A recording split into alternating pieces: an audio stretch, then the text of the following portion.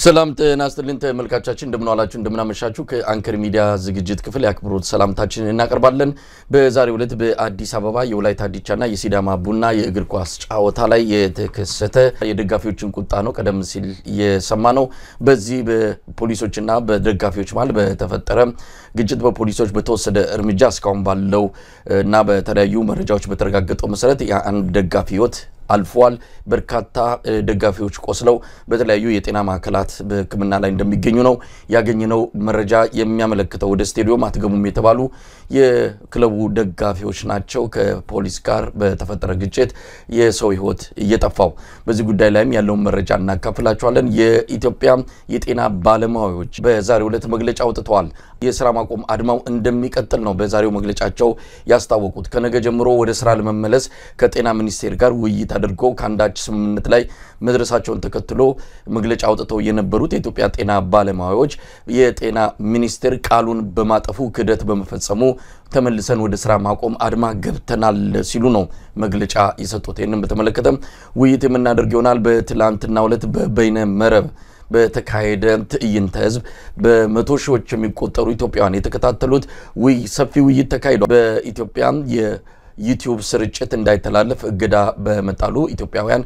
ውይይቱን ለመከታተል እንደተሳናቸው ነው የተገለጸው። በአገዛዙ በኩል ከፍተኛ ድንጋጤ ውስጥ የገባበት ክንውን ነው በትላንትናው ዕለት የተካሄደው። ስለዚህ ስለ በይነ መረብ የትዕይንተ ህዝብ መርሃ ግብር የምንለው ይኖረናል። አብራችሁን በመቆየት ዝግጅታችን እንድትከታተሉ የምንጋብዘው እኔ መሳይ መኮንን እንደዚሁም ገለታው ዘለቀ በጋራ በመሆን ነው። ዛሬ ሰኔ 1 ነው። አብራችሁን ቆዩ።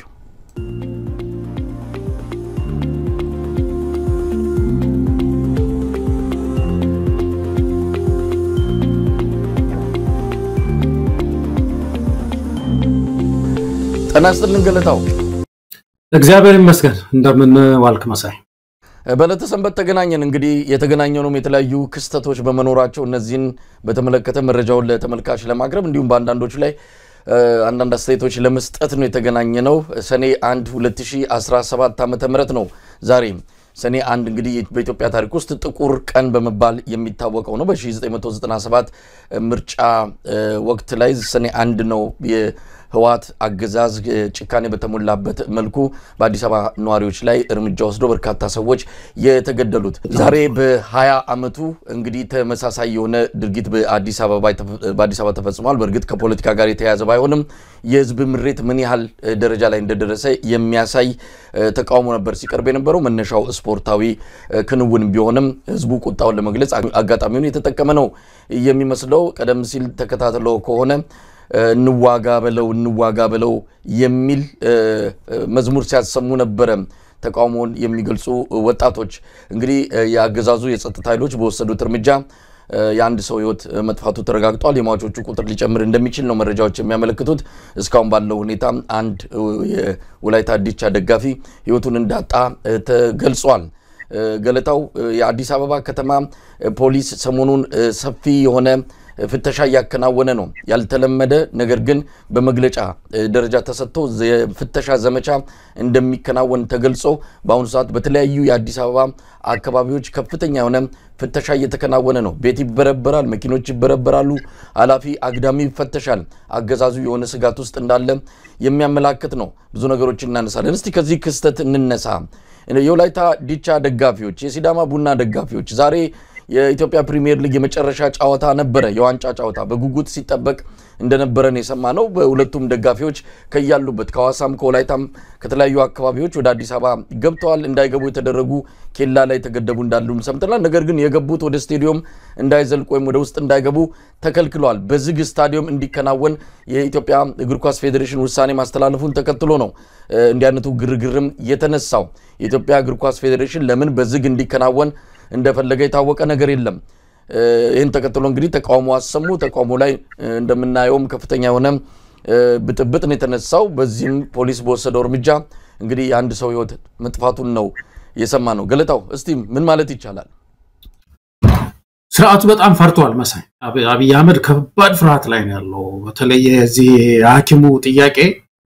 ምንድነው ይሄ እንጨት ሲፈለጥ ፌሮ ባለፈው ስንነጋገር ነው ፌሮ ስላንተ ሽብልቅ ነው ያልከኝ መሰለኝ። በየቦታው ትለያያለች መሰለኝ እሷ ነገርና እንደዛ ገብቷል። ከባድ መሰንጠቅ አንጥቷል። ዛሬም አሁን በኋላ የምንወያይበት እንግዲህ ሐኪሞቹ ጥያቄ እያደገ ነው የመጣው አሁንምና ይሄ ወደ አስተማሪው ወደ ሌላ የማህበረሰብ ክፍል እያደገ ስለሆነ ኤኒ ስብስብ ስቴዲየም ይሁን ለኳስ ይሁን ወጣቱ ከተሰባሰበ ይሄ ጥያቄ በዘፈን መልክ ሊያነሳው ይችላል ህዝባዊ እንቅስቃሴ ሊያነሳ ይችላል ብሎ አጠቃላይ ስብስብ ለመክላት በምድሪቱ ውስጥ እየጣረን ያለው እና እንደዚህ አይነት ገመድ ጉትቻ ውስጥ ገብቶ ስንት ቀን እኖራለሁ ብሎ እንደሚያሰላ እንግዲህ እሱ ነው የሚያውቀው አብይ አህመድ ነው የሚያውቀው ግን ማናቸውም ስብስቦች በዚህ ሰዓት አስፈርተውታል የፈራ መንግስት ውሳኔ ነውና ከዛ ጋር የተያያዘን ህዝባዊ ሚተኝነት አመጹ አሁን ኑሮ ደግሞ በተለይ መሳይ አሁን ወጣቱም እኮ ተነስቶ ሲዘፍን ኑሮውን አንስቶ ሊዘፍን ይችላል ይሄን ይፈራዋል ምክንያቱም ለዚህ መፍትሄ መስጠት የሚችል መንግስት አይደለም ወጣቱ ስራ አጥቶ ነው ያለውና ግን ያሳዝናል በጣም ኳስ እንኳን እንደው በተለይ ያገሩን እንግዲህ ተመልከተ የኢትዮጵያን ቡድኖች ዋንጫ ጨዋታ ነው ብዙ ወጣቶች እግር ኳስ ይወዳሉ እና የዚህ ወጣት ስሜት ሁሉ እንዲሰበር በማድረጉ በጣም ያሳዝናል ወጣቶቹ ድምጻቸውን ማሰማታቸው ተከክል ነው ይሄን የደነገጠ መንግስት በየቦታው መደቅደቅ ነው ማለት በየቦታው መነቅነቅ ያስፈልጋል እንግዲህ ገለታው መረጃዎችን እየተከታተልን ነው አሁን ከደቂቃዎች በፊት የኛ የዘውትር ተሳታፊያችን ወደ አካባቢው በመሄድ ነገሮችን ለማጣራት ሞክሮ ነበር እንደሰማው ከሆነ ሁለተኛ ደጋፊም ህይወቱ ማለፉን ከዘውዲቱ ሆስፒታል አካባቢ መስማቱን ገልጾልናል እንግዲህ የተረጋገጠውን ስናገኝ በዜና ልናቀርብ እንችላለን ብዙ የተጎዱ ወጣቶች ደጋፊዎች እንዳሉ ነው የሰማነው ለማንኛውም ሁኔታውን እንከታተለዋለን ይሄ የዛሬው ክስተት ብዙ ነገር ይነግረናል ቀደም ሲል አንተ እንዳልኩም አጋጣሚውን በመጠቀም ሰው ብሶቱን ያሳማል ታላቁ ሩጫ ከዚህ አንፃር የሚጠቀስ ነው በታላቁ ሩጫ ኢትዮጵያውያን ስሜታቸውን ነው የሚገልጹት አጋጣሚውን እንደ መዝናናት የሚወስዱታል ከምንም በላይ ግን ትልቅ የፖለቲካ መልእክቶች የሚተላለፉበት መድረክ አድርገው እየወሰዱት ነው ታስታውሳለህ እየመጡ ነው የሚለው የታላቁ ሩጫ መዝሙር ከዚህ አንፃር የሚጠቀስ ነው እየመጡ ነው የሚለው በብልጽግና መንደር አካባቢ ቃሉ በራሱ ሲያስደነብራቸው እንደሰነበተ በወቅቱ በስፋት ሲነሳ እንደነበረ እናስታውሳለን ለማንኛውም ገለታው ወጣቱ አጋጣሚው መጠቀም አለበት ይሄ ሰላማዊ ተቃውሞ ነው ሰላማዊ አመጽ ነው ማንኛውንም እንግዲህ አገዛዙ ሰልፍ ከልክሏል ምንም አይነት እንቅስቃሴ እንዳይደረግ ገድቧል በዚህ ሁኔታ ላይ እንዲህ አይነት አጋጣሚዎችን ለመሰል ብሶት መግለጫ መደረጉ ተገቢነትም አለው እንግዲህ አፍነ አንድን በሩንም መስኮቱን ሁሉንም ሲዘጋበት መጨረሻ ላይ መውጫ አጣም ግድግዳውን በርቅሶም ብሎ ቢሆን መውጣቱ አይቀርም ኢትዮጵያ ህዝብ በዛ አይነት ስሜት ውስጥ ነው ያለው በሁሉ ነገር ተዘግቶበታል መተንፈስ አልቻለም ስለዚህ መጨረሻ ላይ ልክ እንደ ድመቷ ታሪክ ቡጫጭራ ከቤት ከተዘጋባት በር አምልጣ እንደጠፋችው የኢትዮጵያ ህዝብም በየትኛውም ኃይሉና ጉልበቱ ተጠቅሞ ስሜቱን የሚገልጽበት ስርዓቱንም እስከማስወገድ የሚደርስበት እርምጃ ውስጥ መግባቱ የሚጠበቅ ነው ለማለት ነው ገለታው ትክክል አሁን ቀጣይ የሚወስዳቸው እርምጃዎችም ሊኖሩ ይችላሉ አሁን እንዳልነው ፓኒክ ውስጥ ነው ያለው በጣም ፓኒክ ውስጥ ነው ያለው አብይ አህመድ ንግግር አብይ አህመድ የሚያደርገው ኢንተርቪው ዝግጅቱ ራሱ የፓኒክ እንትን ነው የፍርሃት ውጤት ነው በተቻለ መጠን ለማስቀየስ ነው ሙከራ ያደረገ ያለው ነገር ግን አሁን የሐኪሙ ብቻ አይደለም ያነሳ ነው ሌሎች ሰራተኞች በተለይ የዚህ የኢኮኖሚ ጉዳይ መሳይ በሴኩሪቲ የሚጠበስ ህዝብ በሰላም ያጣ ህዝብ አንድ ነገር ሆኖ ኑሮ ግን በየጊዜው ስለሚያገኘው ቁርስ ላይ ያገኘዋል ትራንስፖርት ላይ ያገኘዋል ሁሉ በየተወሰነ ሰዓት የሚያማርረው ነውና ተሸክሞት ሊኖረው የማይችለው ሁኔታ ላይ ስለደረሰ ህዝቡ እየፈነዳ ነው ያለውና ይሄንን ለመከላከል ጥረት ያደርጋል ነገር ግን የኢትዮጵያ ህዝብ ያልከው ነው መሳይ ወጣቱ በተለይ ኤነርጂ ያለው ኃይል አለው ትግሉን መቀጠል ነው ያለበት ከዚህ በኋላ ሰዓት ሊያውጅ ይችላል ይሄ ምንድነው ሰዓት ላፊ የሚባል ነገር 5-6 ሆኖ መሰብሰብ በዚህ በኩል እንደዚህ ማድረግ አሁን ደግሞ አዳነች ያሰለጠነቻቸውን ሰዎች እየላከች 10 ሆነው ሲሰበሰቡ ተበተኑ እዚህ ጋር ምን ትሰራላችሁ የሚል ነገር ሊመጣ ይችላል እና ይሄ ሁሉ ምንድነው አንዴ የተቀደደ ነገር በዚህ ሲሰፋው በዛ ያፈሰሰ እንደሚሄደው አይነት ነውና ሊያድነው አይችልም አብይ አህመድ ሊያድነው አይችልም ወጣቱ ጠንክሮ ደሊናው ሀገር ወጣትም ታጥቆ መታገል ነው ያለበት መሳይ ገለታው እንግዲህ አሁን አዲስ አበባ ላይ እየተከናወነ ያለው የፍተሻ ዘመቻ ከምን የመነጨ እንደሆነ ዝርዝር መረጃ የለም አገዛዙ የህገወጥ የገንዘብ ዝውውር ህገወጥ የመሳሪያ ዝውውር ህገወጥ የሰዎች ዝውውር የሚል ሽፋን ሰጥቶት ነው ያከናወነ ያለው እንደምንሰማው ከሆነ በአዲስ አበባ የኢትዮጵያ ንግድ ባንክ ብዙ አካውንቶች ተዘግተዋል ባንድ ባንክ ላብነትም የተጠቀሰ ባንክ አለ በቴድሮስ አደባባይ ቅርንጫፍ 800 የባንክ ሂሳቦች ተዘግተዋል ለምን እንደተዘጉ አይታወቅም ያው በውጭ ሀገር የሚኖሩ ኢትዮጵያውያን ጭምር አካውንት ኢትዮጵያ ይከፈቱ መረጃውን አድርሰውናል በበርካታ አካውንቶች መዘጋታቸው ነው ከሰሞኑ ዘመቻ ጋር የተገናኘም እንደሆነ ተመልክቷል እንግዲህ ፍርሃት ሲገባ ምንድነው ደም እንዳሰከረ ውሻ ይሄንንም ያንንም ተነካካል ለምትወስደው እርምጃ ሁሉ ምን እንደሆነ አጣቆም የመጨረሻው ሰዓት እርምጃ ደግሞ ምናልባት በሰከነ ሁኔታ ከመሃላቸው የተወሰነ ኃይል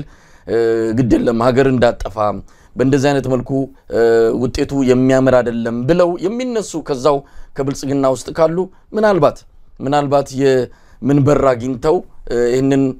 አስፈሪ ጊዜ ይሄንን አስፈሪ አወዳደቅም ሊቀለብሱት ይችሉ ይሆናል ከዛ ባለፈ ግን እየመጣ ያለው ማበል ከባድ ነው ለአብይ አህመድ ለስርዓቱም እየመጣ ያለው የህዝብ ጥያቄ እንደ ጎርፍ አጥቦ ከቤተ መንግስት ሊያወጣቸው እንደሚችል ምንም ጥርጥር የለውም ቀደም ሲል ስላዳነች አበቤ ሰራዊት ያነሳው አለ ሰራዊት አስመርቃለች ሰሞኑንም ከፍተኛ ቁጥር ያለው ሰራዊት አስመርቃለች ይሄ ምንድነው የፓራሚሊተሪ የሚባል በየሰፈሩ እየበተነች ሰው ተቃውሞ እንዳያስነሳ በየጎጡ ምንድነው ኮሪደሩ የላከች ሰው ትንፍሽ እንዳይል ለማድረግ ሰፊ የሆነ የማሰልጠን ስራ በተከታታይ እየሰራች ትገኛለች እንግዲህ አዲስ አበባ ፖሊስ አለ በአዲስ አበባ ብዙ አይነት የታጠቁ ኃይሎች ነው ያሉት የፌደራል ፖሊስ አለ መከላከያው አለ የኦሮሚያ ልዩ ፖሊስ በርካታ አይነት የጸጥታ መዋቅሮች በሰፊው የሚገኙባት ከተማ ናት አዲስ አበባ ያልበቃ ብሎ ነው እንግዲህ ያዳነች ሰራዊት እየተመረቀ በስፋት እየወጣለው ግን ስርዓት አስከባሪው ስርዓት ሲያጣ ደግሞ እያየን ነው ገለጣው እስቲ ይሄንን ቪዲዮ እንመልከተው ምናልባት በሶሻል በማህበራዊ ሚዲያ ላይ ተበትኖ ነው ያገኘሁት ያዳነች አበቤ ስርዓት አስከባሪ ናቸው ስርዓት አስከባሪው ስርዓት ሲያጣ የሚታይበት ነው እንዲሁ ለግንዛቤ ተመልካቾች እንዲያዩት በሚል ነው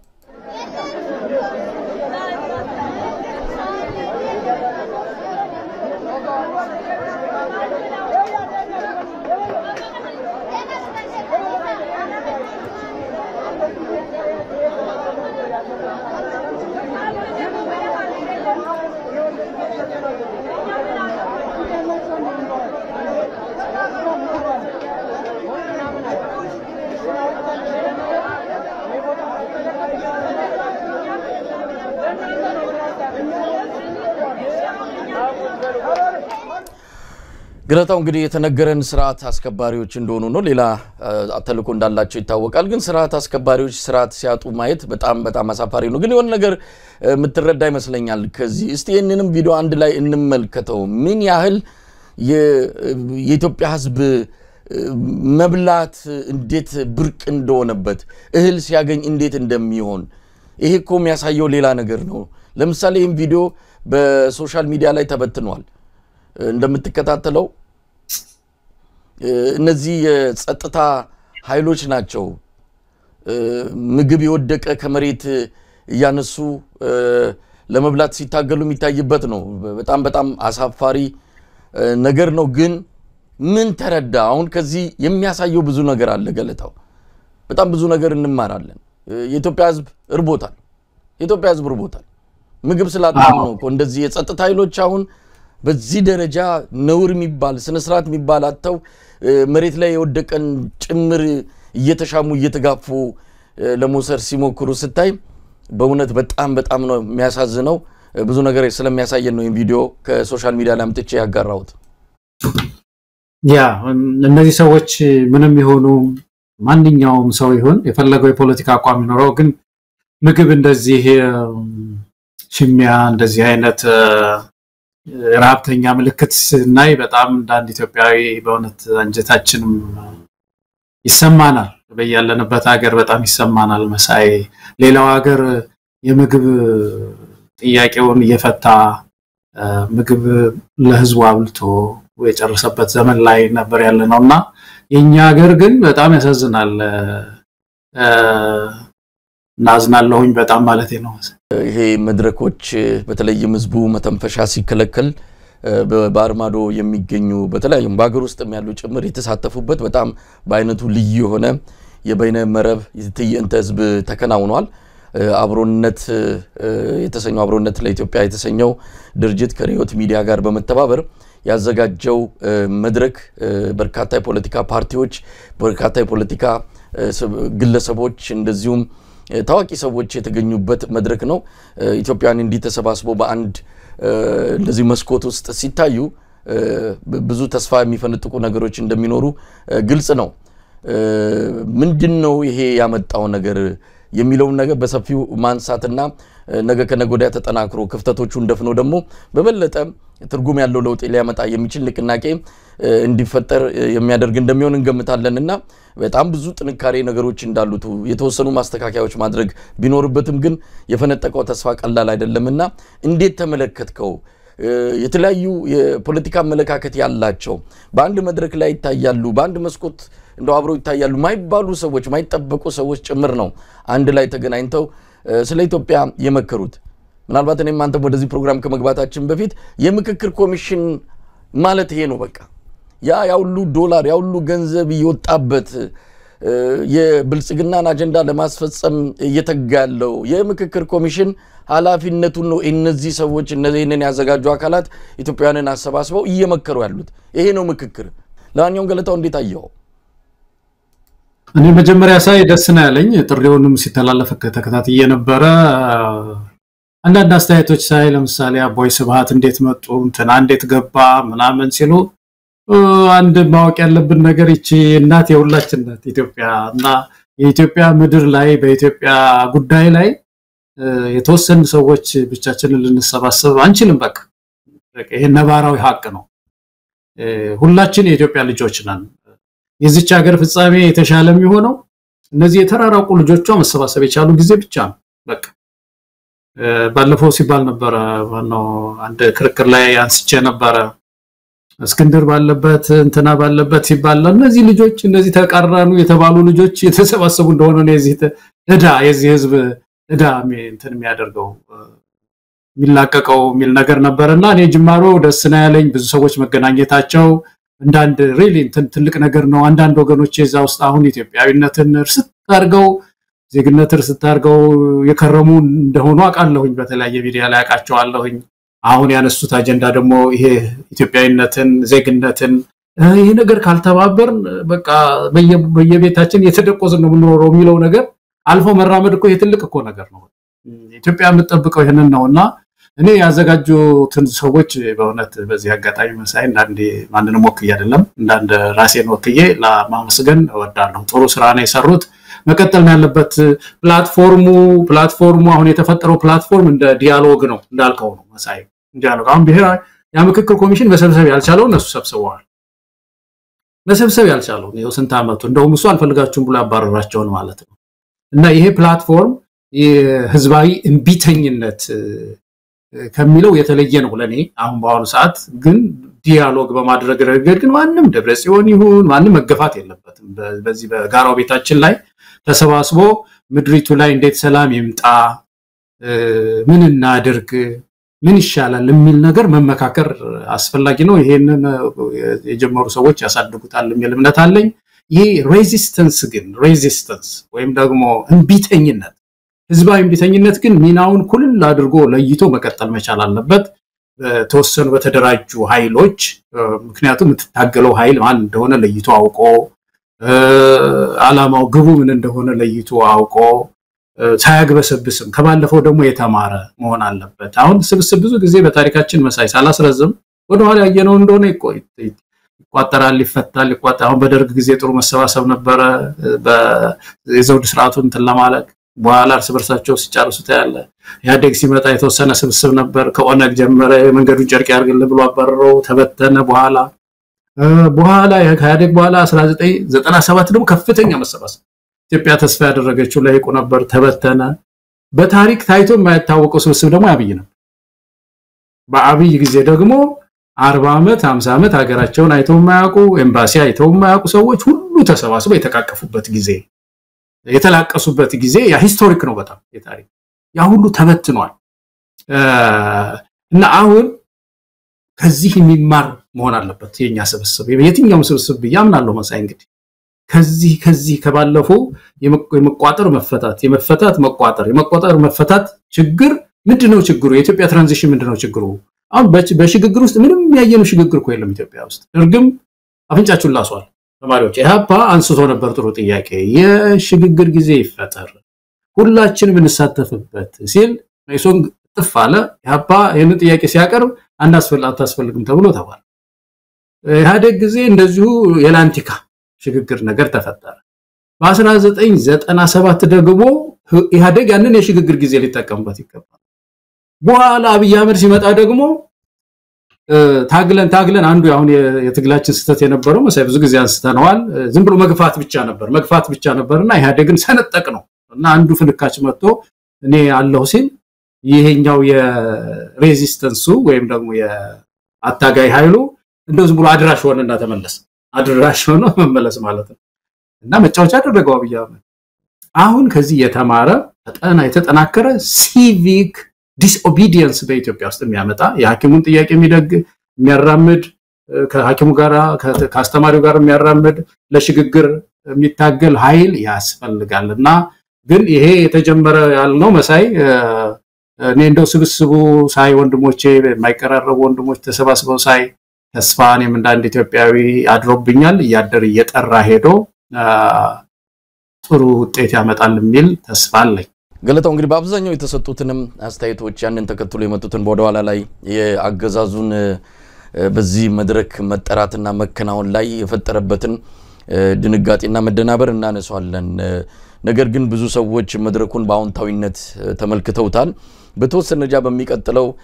አሻሽሎ እንዲመጣ ብለው የጠቆሙት ነገር አለ ባውን ለምሳሌ የመርህ ጉዳይ ከሆነ ዋናው የከፋ አገዛዝ ይብቃ ነው ጥያቄው ሰላም ይምጣ ጦርነት ይቁም ከሆነ ይሄን መርህ በደንብ ሊያስተጋባ የሚችል ነገር መምጣት አለበት አሁን ያየነው መሰባሰብ ነው እንጂ ከመጣው ከመሪ ቃሉ አንፃር ሲታይ ምናልባት አንዳንድ ክፍተቶች ሊኖሩ ይችላሉ ለምሳሌ ነደብረጽዮን የተጋበዙበት አልመጡም እንጂ አብይ አህመድ የተጋበዘበት ሁኔታ ከቃሉ ጋር ከዓላማው ከተልኮ አንፃር የነዚህ ሰዎች መምጣት ትርጉሙ ምንድነው እነዚህ አይደሉም ወይ ጫቋኞች እነዚህ አይደለም ወይ ህዝብን ባውን ሰዓት ምንድነው በጭቆና ቀንበር ውስጥ ያሰቃዩ የሚገኙትና የነሱ መጋበዝ ምንድነው ትርጉሙ የሚልም ጥያቄ አንስተዋል የነሰባት ነጋም መጋበዝም እንደዚሁ በተለያየ መልኩ ያነሱ ወገኖች አሉ እንዳልከው አንድ ላይ መታየቱ ለኢትዮጵያ በእውነት ለመናገር ኢትዮጵያዊነት አብቅቷል ኢትዮጵያዊነት ተሸርሽሯል ባውን ሰዓት እንኳን እንደዚህ መቆሞ መሰባሰብ አይደለም ሁሉም በጎሪጥ እየተያየ ሀገር ሊያፈርስ ነው የሚል ከፍተኛ የሆነ ተስፋ መቁረጥ በኢትዮጵያውያን ዘንድ ባለበት ወቅት ላይ ነው እንደ አንድ ላይ ታዩት ይሄ በራሱ ምንም ይሁን ምን አንድ ላይ መታየቱ ትልቅ ተስፋ የሚሰጥ ነውና በቀጣይ ግን በትክክልም ለውጥ ሊያመጣ በሚችል የሰዎችን ተስፋ በሚሰጥ ስጋትን በሚያስወግድ ደረጃ በጣም ጥርት ያለ ተልኮ ይዞ እንዲመጣ መደረግ አለበት መሰባሰባቸው ጥሩ ነው ይሄንን መድረክ መደገፍና ሁላችንም ከዚህ መድረክ አንፃር የራሳችንን ድርሻ ሚና መጫወት ይገባናል የሚል እምነት ነው ያለኝ በግሌ እንግዲህ ገለታው ቀደም ሲል እንዳለው አገዛዙ ፈርቷል እንዲ ኢትዮጵያን ሲሰባሰቡ አይወድም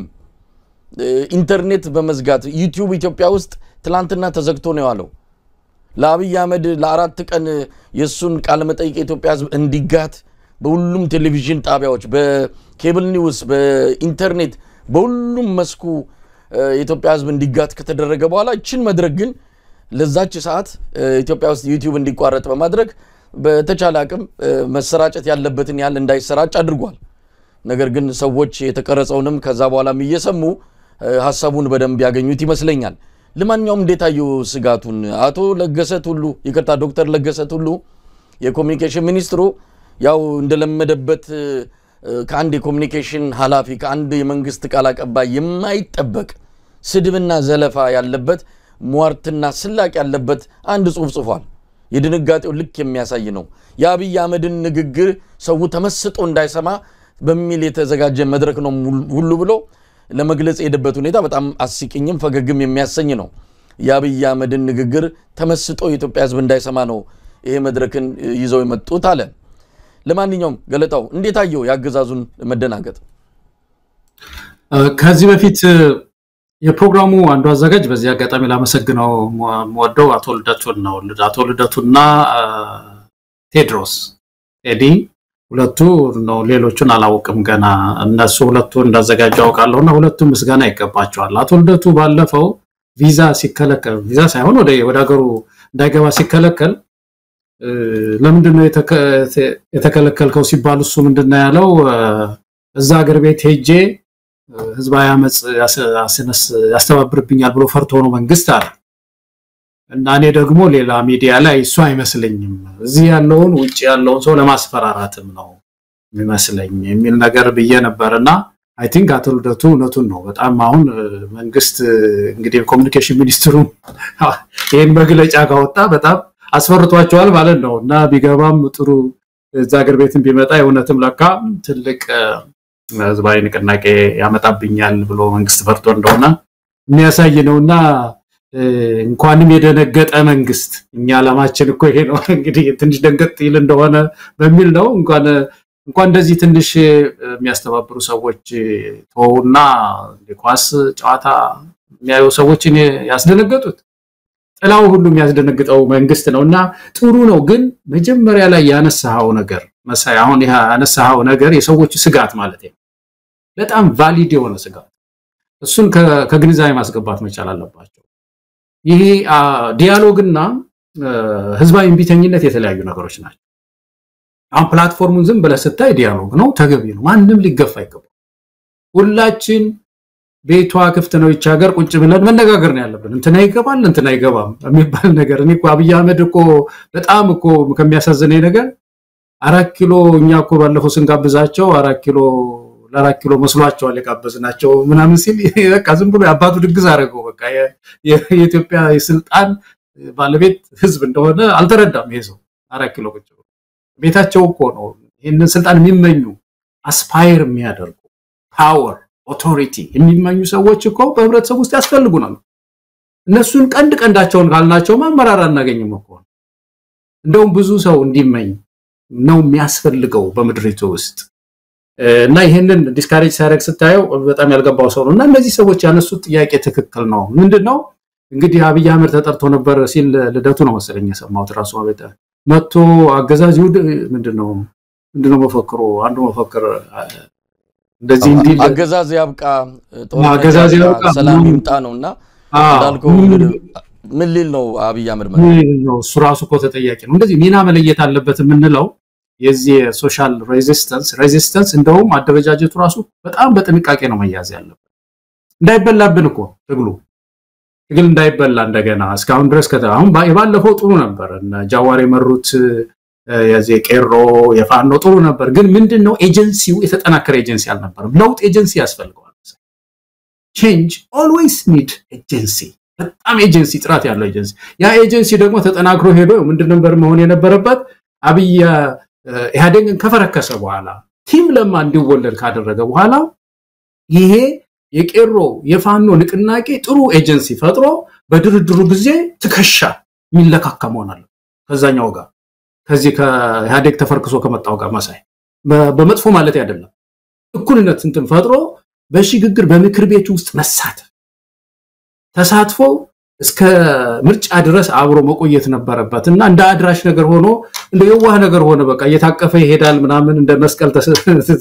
ስመህ ቤተክርስቲያን እንደምትሄዱ አብይን ሰላምታ ተቀብሎ አይሄድ ነገር ሆነና ይሄ መሻሻል ስላለበት ህዝቡ ፈርቷል ስለዚህ አሁንም ያለው ስብስብ ይሄ ፐብሊክ ዲስኦቢዲየንስ ወይም ህዝባዊ ቢተኝነትን እመራለሁ ያለ ኃይል አብይ አህመድ ይውረድ እንካራ ይሄ እኮ መባል አለበት እኮ አንዱ እኮ ለውጣችን ይሄ ነው በቃ በዚህ ደረጃ መጨከን አለብን አብይ አህመድ ይውረድ የሽግግር መንግስት ይቋቋም የሚሉ ጥያቄዎችን የያዘ ህዝባዊ ቢተኝነት የሚመራው ኃይል ምን አይነት ኃይል ነው ምን አይነት ኮምፖዚሽን ነው የሚኖረው የሚለው ነገር ወሳኝ ነው እዚህ ላይ ኢሜጁ ከተበላሸ ህዝባዊ ቢተኝነት ይበላብናል ስለዚህ አንዱ ይሄ ብዙዎች ስጋት መስተካከል አለበት ይሄ እነሱ የሚያጡት አይመስለኝም ግን በዲያሎግ ደረጃ ያልነው እኮ ነው ቀደም ይሄ ምክክር ኮሚሽኑ ያልሰበሰበው እነዚህ ሰዎች ባንድ ላይ ተመልከታው ጥቂት ሰዎች ሆነው እዚህ ቴዎድሮስ እዚህ ምናምን ተደዋውለው ምን ብለው ሰብስበው ሲያናግሩ ነበርና በኢትዮጵያ ውስጥ ይሄ ለይቆ አይሰባሰብም ምን የሚለውን ነገር የሰበረ ውሸት ነው። ኢትዮጵያውያን ሁሉ ጊዜም ቢሆን የሚሰባሰቡ ለሀገራቸው የሚያስቡ ልጆች እንዳሉ የሚያሳይ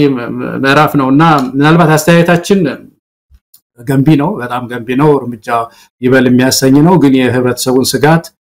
መከታተል ጥሩ ነው። የሐኪሙ ትግል እንዳይጠለፍ፣ የአስተማሪ ትግል እንዳይጠለፍ በጥንቃቄ ይሄ ህዝባዊ ቢተኝነት ተመርቶ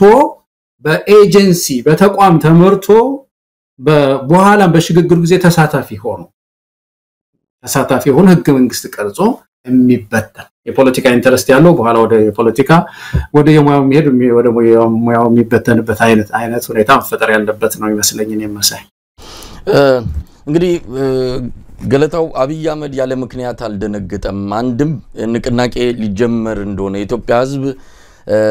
ከፍርሃት ተላቆ ህዝባዊ እምቢተኝነት ውስጥ ሊገባ እንደሚችል እንደነዚህ አይነት እንቅስቃሴዎች መጀመራቸው ለአብይ ለዛ መንደር ሰዎች ጥሩ ዜና አይደለምና ያ ንቅናቄ መጀመሩ በራሱ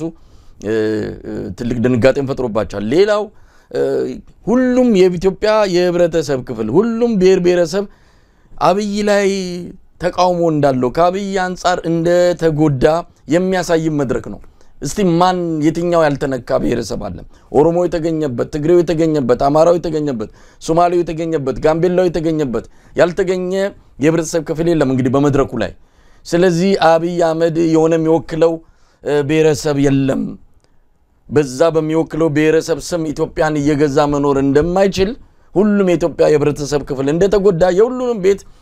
እንዳንኳኳ ያሳየበት መሆኑ እዛ ሀገር ቤት ላለ ሰው የሚፈጥረው ግንዛቤና የሚፈጥረው የተለየ ስሜት ቀላል አይደለም። ሁሉም ተነክቷል፣ ሁላችንም ከፍቶናል በዚህ ሰውዬ የሚልም መልእክት የሚያሳይና የሚያስተጋባ ሆኖ ነው ያገኘሁት። እንዳልኩም ንቅናቄ ሊጀመር ነው። ኢትዮጵያ ውስጥ ይሄ ፕሮግራም እንዳይታይ ያደረገበት አንዱ እርምጃውም ከዚህ የመነጨ በመሆኑ በደንብ አጠናክሮ መግፋት ነው የሚገባው። ተመሳሳይ መድረኮችን ብዙ ሳይርቅ ቀደም ሲል ያሉትን ክፍተቶች በመድፈን መሰል መድረኮች በሚቀጥሉት ቅርብ ጊዜያት ውስጥ መደረግ እንዳለበት ነው። እንግዲህ አዘጋጆቹ ምናልባት በዚህ ጉዳይ ላይ ማብራሪያ የሚሰጡን ከሆነ አቅርበናቸው ልንጠይቃቸው ይገባል። ምናልባት የተጀመረው ጥረት ግን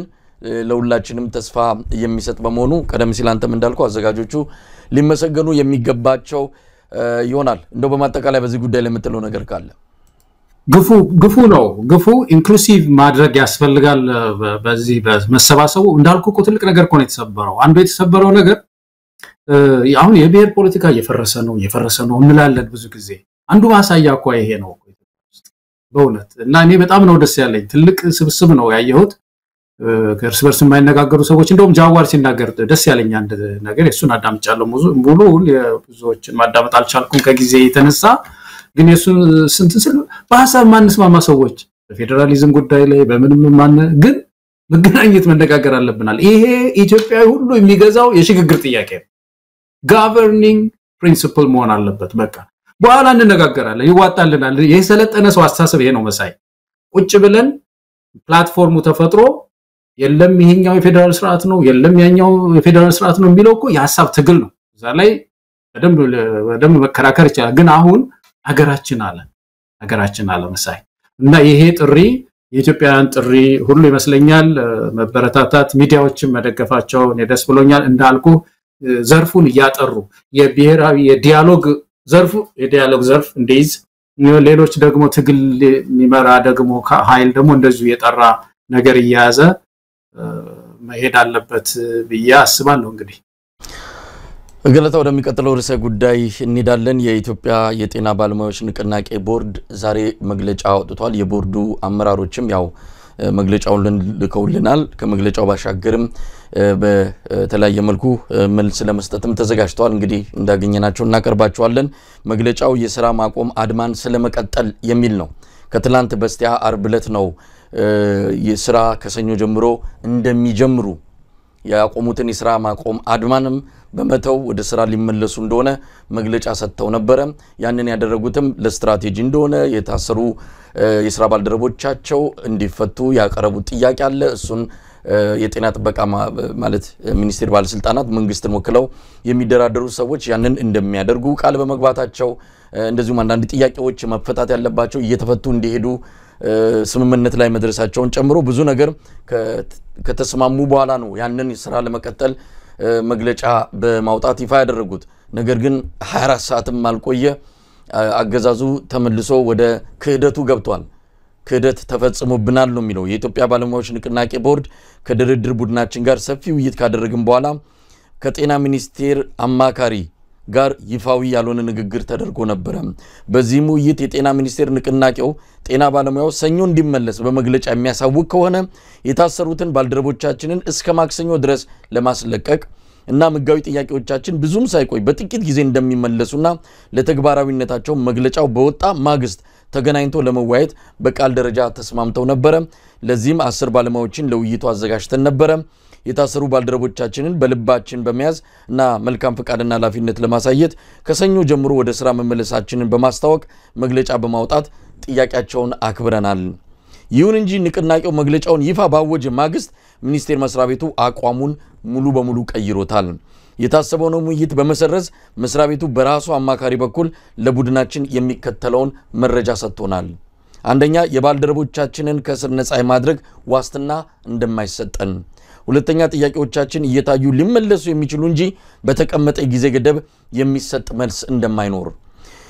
ሶስተኛው፣ ምንም እንኳን ወደ ስራችን ብንመለስም ለደህንነታችን፣ ላለመታሰራችን፣ ለማስፈራሪያዎች፣ ቅጣቶችና ዛቻዎች ምንም ማስተማመኛ እንደማይሰጡን በግልጽ ነግረውናል። ይህን አስደንጋጭ ክህደት እኛ ላሳየነው መልካም እምነትና አክብሮት ንቀትን የሚያሳይ ብቻ ሳይሆን መብቶቻችንን የጠየቁ የጤና ባለሙያዎችን ለማዳከምና ለአደጋ ለማጋለጥ ሆን ተብሎ የተደረገ ጥረትን ያመለክታል። ከዚህ የከፋው ደግሞ በአሁኑ ወቅት በእስር ላይ ባሉ ባልደረቦቻችን ላይ ከተፈጸመው በደል በተጨማሪ ማስፈራራትና አዲስ እስራት ሊደረግ እንደሚችልና እየተደረገ እንዳለም መረጃ ተሰጥቶናል። እኛ እንደ ቦርድ ይህንን ቀውስ በውይይት ለመፍታት ኃላፊነት፣ ትዕግስትና እውነተኛ ፈቃደኝነት አሳይተናል። ሚኒስቴር መስሪያ ቤቱ ግን በድርጊቱና በዝምታው በግልጽ እንዳሳየው የሀገሪቱን የጤና ስርዓትን የሚያገለግሉ ባለሙያዎችን ለመጠበቅ፣ ለማዳመጥ ወይም ለመደራደር ፈቃደኛ አለመሆኑን በግልጽ አሳይቶናል። ስለዚህ በመላው ሀገሪቱ የምትገኙ የጤና ባለሙያዎች ይህንን ጥሪ እናቀርብላችኋለን ብለዋል። የታሰሩት ባልደረቦቻችን አሁንም በእስር ላይ ናቸው። ብቸኛ ወንጀላቸው ለእውነት መቆማቸው ብቻ ነው። አሁን ደግሞ እነሱ ብቻ ሳይሆኑ እስርና ማንገላታት እንደሚቀጥሉ ተነግሮናል። ይህ ካሁን በኋላ ስለ ፍትሃዊ ደሞዝ ወይም የሥራ ቦታ ክብር ብቻ አይደለም። ይህ ስለ ደህንነታችን፣ ስለ ነፃነታችንና ስለ ወደፊት ህይወታችን ነው። የጤና ሚኒስቴር የገባውን ቃል ዋጋ እንደሌለው አሳይቶናል። ውይይት ያለ መተማመን ምንም ትርጉም የለውም። በሐቀኝነት ቀርበን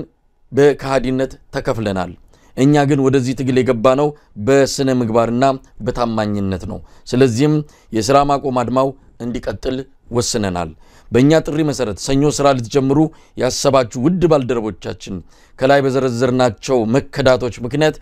ስራ ከመጀመር እንድትቆጠቡ አበክረን እናሳስባለን። እንዲሁም ከዚህ ቀደም በተለያዩ ምክንያቶች ተመልሳችሁ የነበራችሁ እስካሁንም ትግሉን ያልተቀላቀላችሁ ውድ የጤና ባለሙያዎችና ባልደረቦቻችን ይህ የናንተም ትግል ነውና ሳትውሉ ሳታድሩ ይህን ታሪካዊ እንቅስቃሴ እንድትቀላቀሉና ባርነትን በቃኝ እንድትሉ ጥሪያችንን እናቀርባለን ይላል። እንግዲህ ገለታው መግለጫው ሙሉን ነው ለማቅረብ የሞከርኩት። በጣም ወሳኝ የሆነ ጊዜ ላይ ነው የሰጡት። በተከዱ በ24 ሰዓት ውስጥ ነው ይሄንን መግለጫ አውጥተው ሰኞ ነገ ሊጀምሩ ያሰቡትን ስራ ዳግም ወደ ስራ ማቆም ውሳኔያቸው የተመለሱት። እንዴት አየሁ? የሐኪሞቹ ትግል ጥሩ እድገቱን እየጠበቀ መሄድ ሆኖ ነው እስካሁን ባለው እንቅስቃሴ በእውነት በጣም የተማረ እንቅስቃሴ ነው የምናየው። መሳይ አንደኛ ኦብጀክቲቮቹ ግልጽ ናቸው፣ በጣም ግልጽ ናቸው። ያስቀመጧቸው 12 ነጥቦች ይመስሉኛል ግልጽ ናቸው። ጥያቄዎቻቸው ግልጽ ናቸው እና አግባቡን ጠብቀው ሰላማዊ አመጽ የሚከድበት መስመር ጠብቀው ነው እየተጓዙ ያሉት፣ እየተከዱ ነው ያሉት። አሁን እንግዲህ መጨረሻውን ደግሞ ያሉት ምንድነው? በጠየቅነው ጥያቄ መሰረት ክደት ተፈጽሞብናል እና የመንግስት ሊመልሰው አልቻለም። ስለዚህ ተቃውሟችንን መቀጠል አለብን የሚል ነው እና ይሄ ወፍራም ሪሊ ማንኛውም ህብረተሰብ ሊደግፈው ነው። እንግዲህ ባለሙያዎቹ እንደዚህ ያደርጉ እነሱ መስመሩን ይዘው እየተጓዙ ነው በዚህ መሐከል የተጎዳ ሌላ ዘርፍ አለ በሽተኛ ጤና ተቋማችን ህዝብ ተጎድቷል ተቋሙ እንዳለ ታሟል የጤናው ተቋም ታሟል መሳይ ስለዚህ ኢትዮጵያውያን ደግሞ ጥያቄ ማንሳት አለበት ተጠቃሚዎች ጥያቄ ማንሳት አለበት ምንድነው ሐኪሙን አስከፍተህ መልስም ሳትሰጣቸው ይሄ ጤና ተቋም እኮ እየተበላሸ ነው ያለው አንተ መንግስት ብሎ ከመንግስት ጋር ደግሞ ግብ ደግሞ መፍጠር አለበት ሌላው ህብረተሰብ መሳይ ደንበኛ ግብ መፍጠር መቻል አለበት ምክንያቱም ይሄ መንግስት ችግር ነው እነዚህ ሐኪሞች ያነሱት ጥያቄ እኮ ባለፈው አንስተናል እኮ መሳይ የሰው ልጅ ሁሉ በምድር ላይ እንደው ዘግይተዋል እኮ ሊያነሱት የሚገባበት ጊዜ እኮ አምናቻምና የዛሬ በህደግ ጊዜ ሁሉ ነበር እኮ መሳይ አሁን በቀደም ከሁለት ቀን በፊት ይሄ ሰውየው አብይ ሲናገር ስለዚህ ስለ እድገት ሲናገር ምን ይላል መሰለ ኢትዮጵያውያን አንተ ማቅርበዋል አይናችሁ ይከፈት ልቦናችሁ ይብራ እና የተመዘገቡን እድገት ይላቸዋል እድገት እኮ ኢንቪዚብል አይደለም እኮ እድገት ማይታይ አይደለም አይንህ በርቶ ይው ልቦና ምናምን የምትለው ነገር መንፈሳዊ ነገር ነው እንደዛ የምትለው አንድን ሰው ረቂቅ ነገር ለማስረዳት ማይታይን ነገር ለማስረዳት በተለይ መንፈሳዊ ነገር ያይነ ልቦና ይከፈት አይኖችህን እግዚአብሔር ይግለጥልህ ምናምን ትለዋለ እድገት ዳቦ መኖር አለ መኖሩን ምን ህዝብ አይንን ግለጥ እና ይው ትለዋለ መሳይ ይለዋል አንድ ሰው ሐኪሙን አይንህ ይገለጥ እና ይው እድገቱን ይሄን ሚራክል ይው ይለዋል ደሞዙ ባለፈው ያነሳነው ነው ከ410 $50 ዘጭ ብሎ መሬት ወርዶ $50 ውስጥ ገብቶ አይኖች ይብሩ እንደው ልቦናህን ያብራልህ ይው አንተ ሰውዬ ይሄን ማታይ ከሆነ ወዮልህ እኮ ነው ያለ አብይ እና እድገት በተፈጥሮ የሚታይ ነው ስንዴ ሲኖር ዳቦ ሜዳ ላይ እናዋለን 50 ቢሊዮን ችግኝ አለ ከተባለ አገሩ በሙሉ ግሪን ነው ማለት ነው ጂዲፒ አድጓል ከተባለ በእድገት እንትን ውስጥ መቼም አንጓ አለ እንግዲህ አንጓ እንትን የሪዲስትሪቢዩሽን ይባላል ኢኮኖሚስቶች ያቁታል ሪዲስትሪቢዩሽን ኦፍ ዌልዝ ይባላል እሱ የሀብት ምንድነው ማዛወሪያ ጊዜ ያለው ወራት አሉት በታክስ በሶሻል ዌልፌር በሳላሪ አድጀስትመንት ሊሆን ይችላል በሰርቪስ ዌልዝ ትራንስፈር ይደረጋል እንደዚህ እየተደረገ ሁሉ ጊዜ አይደለም የሚደረገው ወቅት እየተጠበቀ ነው ልክ እንደ ሸንኮራ አገዳ እንትን አለው አንጓል እየተጠበቀ አብይ አህመድ ከመጣህ እድገበርገር ነው የተለ 7 አመት አንድም ከአንዱ አንጓ ላይ ቆረስ አድርገህ አልወረወርክልኝም እኮ እድገት ማለት ስለዚህ እኔ በተለይ ሐኪሙ ጥያቄ ትልቅ የኢኮኖሚው ጥያቄ በጣም ፍትሃዊ ጥያቄ ስለሆነ ይሄ ያነሱት እንቢተኝነት መቀጠል ነው ያለበት ግን ይሄ እንቢተኝነት ደግሞ እኛንም ስለሚጎዳ ህብረተሰቡን ስለሚጎዳ ህብረተሰቡም ደግሞ በመንግስት ላይ መነሳት አለበት ያስባለሁ መሰለኝ አው ገለታው ከምንም በላይ ክህደት የተፈጸመበት የጤናው ባለሙያው የሚያምነው የሚጠብቀው ከመንግስት መልስ ሊያገኝ የሚችልበት እድል እንደተዘጋ ማረጋገጫ ነው አንድ መንግስት ጥያቄ ተጠየቀ ለጥያቄው አግባብ የሆነ መልስ መሰጠት አለበት ይሄ ቆይ ማንንም አምባገነንም የትኛውም የመንግስት ቅርጽ ያለው በአለም ላይ ያለ ኃላፊነትም ነው ግዴታውም ነው ያደርገዋል መልስ አልሰጥም በብሪትና በትዕቢት ለዛውም ቃል የገባውን ሁሉ እየካደ እንዴት ነው የሰውን ፍላጎት እየሰበርክ የህዝብን ጥያቄ በጉልበት እየደፈጠጥክ ቀጥላለሁ ብለ የምታስበው አብይ እንደዛ ነው መሸነፍ ለህዝብ መሸነፍ አይፈልገውም መሸነፍ ለህዝብ እኮ አሸናፊነት ነው ለህዝብ ጥያቄ መሸነፍ ማለት የአንድ መንግስት እኮ ሌላ ምን ኃላፊነት አለበት የቆመው ለህዝብ አይደል ሚሰራው ለህዝብ አይደል የህዝብን ጥያቄ ከመመለስ ሌላ የማንን ጎፈሬ ሊያበጥር ነው የራሱ የሆነች ሀገር አይደለችም የራሱ የሆነ ኢትዮጵያ የግል ንብረቱ አይደለችም የህዝብ ነው መንግስት ምን ማለት ነው እንደው በጣም እኮ አስገራሚና እንቆቅልሽ የሆነ አገዛዝ ነው ስለዚህ የጤና ባለሙያው አውቆታል አሁን የሚጠብቀው ነገር የለም ሊመለስ የሚችል ጥያቄ የለም እንዲሁ ባይል ጥያቄውን አፍኜ ደፍጥጬ ሰብሬ እቀጥላለሁ ነው ይያለ ያለው ስለዚህ ለዚህ የህብረተሰቡ መልስ ምንድነው ሌላውስ ምንድነው የሚለው ሌላውስ መምሩ ተማሪው ቀደም ሲል አንድ ቁራሽ ዳቦና እንጀራ ከመሬት ላይ እየተጋፋ የሚበላው የጸጥታ ሰራተኛው ወታደሩ ምንድነው የሚጠብቀው ስለዚህ ይሄ ለሁሉ ማንቂያ ደውል ነው ግድ የለም መንግስት ይመልሳል እንደው እየሰራን እንጠይቅ ለምትሉ ይሄ መንግስት እንዲህ አይነት ባህሪ የለውም ሰብሬ ነው መቀጠል መፈልገው በኃይልና በጉልበት ነው መቀጠል መፈልገው የሚል መልስ እየሰጠ ነው ስለዚህ ይሄ መልስ ለሐኪሞቹ ብቻ አይደለም ለጤና ባለሙያዎቹ አይደለም ለሁላችንም የተሰጠ መልስ ነው በትክክል መሳይ እኔ እንደው አንድ ነገር መቼም ማስጨረስ ልክ ነው ሐኪሞቹም የሄዱበት አቅጣጫ ትክክል ነው እንጂ ከዚህ በፊት እኮ መልሶላቸዋል በስንት አመት በፊት እኮ ደሞዝ ችግር አለን ጥቅማ ጥቅም ብለው ያን ጊዜ ሲጠይቁት እኔም ጥያቄ አለኝ እኮ ነው ያለው አብይም የጥቅማ ጥቅም ጥያቄ አለው የምግብ ጥያቄ የትራንስፖርት ጥያቄ እንግዲህ ምንድነው ሌላ ደግሞ ምንድነው የጤና ጥያቄ እንግዲህ ተመልከት ቤተ መንግስት ስንት መኪናዎች ስንት ድግስ እየተንቀባረረ የሚኖር ሰውዬ እኔም አለኝ አላቸው ሁላችንም ጥያቄ አለን ይላል አንድ ጠቅላይ ሚኒስትር ተመልከቱ አንድ ጠቅላይ ሚኒስትር ይሄንን የሚል ሰውዬ በርግጥ የሐኪሙን ጥያቄ ይፈታል ያስተማሪውን ጥያቄ ይፈታል እነዚህ ሰዎች እኮ የደሞዛችን ለትራንስፖርት ለባስም ለምንም አስቸገረን ሲሉት እኔም ያ ጥያቄ አለኝ እኮ ነው ያላገጠ እኮ ነው ያለው ያላገጠባቸው ነው ያለው መኪና በየቦታው አቁሙ በየደጃችሁ ታቆማላችሁ ነው ይያለ ያለው እየተማራ አልመጣም አሁን ደግሞ ያየነው እንደሆነ ተመልከት ከ6 አመት በኋላ ያለውን ቪዲዮ እድገት ኢንቪዚብል ነው የሚለው አይታይም ልቦና ካልበራ ማለት ልቦና ካልበራልህ እድገት ላታውት ይችላል እንደዚህ አይነት ነገር ነው ይዞ እየመጣው ስለዚህ ምንድነው እኔ በአጠቃላይ የሥርዓት ለውጥ በምድሪቱ ውስጥ ይመጣ ዘንድ ሲቪል ሰርቫንቱ ሰራተኛው መጨከን መቻል አለበት መታገል መቻል አለበት አታጋይ ያስፈልገዋል ይሄ አታጋይ ኃይል እሱ በጣም ጥንቃቄ ያስፈልገዋል መሰለኝ በጣም ከባድ ጥንቃቄ ንፋስ የማያስገባ ደረጃጀት መፍጠር አለባቸው ንፋስ የማያስገባ ጥቂት እየሆኑ በእውነት በጣም በረቀቀ መንገድ ኮሙኒኬት ያደረጉ ይሄንን ሐኪሙን ትግል ማራመድ አለባቸው አስተማሪው መከተል አለበት እንጂ ሰውየው በቃ ይሄን ነው አሁን የሐኪሞቹ ተስፋ ቆረጡ አስተማሪው ነገ ጥያቄውን ይዞ ቢሄድ እኮ እንደዚህ ነው ኢሰማኮ አሁን ዛሬ የተናገረው ላይ ነው መሰለኝ ኢሰማኮ ኢትዮጵያ ሰራተኞች ማህበራት ኮንፌዴሬሽን ማለት ነው እሱ አንዳንድ ምንድነው ከኛ ጋር ያልሆነ ነገር ተነጋግረናል ብለው መግለጫ አውጥተዋል ታግሰናቸዋል አይነት ነገር ሲናገር ሰምቻለሁ ዋሽተዋል ማለት ነው ኢሰማኮ ዋሽተዋል ማለት ነው እንግዲህ ምናልባት ከዚህ በፊት ደብዳቤ ጽፈን ጠቅላይ ሚኒስትሩ ጠብቆ ብለውናል ምናምን የሚለው ነገር እኔ ያላልኩም ሊል ይሆን እንደሆነ አላውቅም ብቻ ግን እንደዚህ ብሏቸዋል ኢሰማኮ አሁን መጠንከር አለበት በእግሩ መቆም መቻል አለበት አለበለዚያ አመራር ለውጥ ማድረግ አለበት